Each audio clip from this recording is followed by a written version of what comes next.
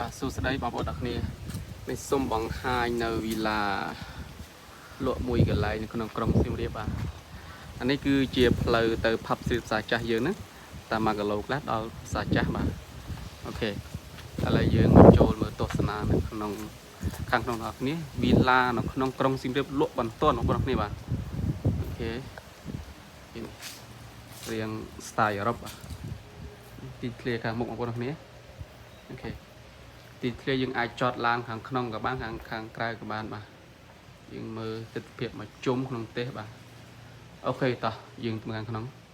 បាទចូលមកដល់នេះបន្ទប់ទទួលភ្ញៀវបាទទទួលភ្ញៀវបាទ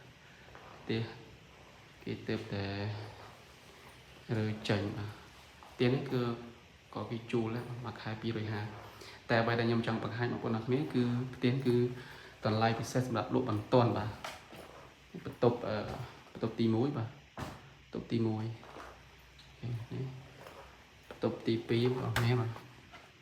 បន្ទប់ទី2បាទបន្ទូកៅមានម៉ាស៊ីនជែកមួយសិតម្ដងពេលបងប្អូនគ្នាទិញហើយបងប្អូនអរគ្នាគ្រាន់តែមកសម្អាតឲ្យចូលនៅបានផ្ទះបាយនិង living room នៅជាមួយគ្នាអូខេបងប្អូនអរគ្នាដែលចង់បានផ្ទះវិឡាដែលលក់បន្ទាន់ក្នុងក្រុងសៀមរាបក្បែរផ្សារចាស់អាចធ្វើការទំនាក់ទំនងមកខាងខ្ញុំបានអរគុណបងប្អូនអរគ្នាបាទ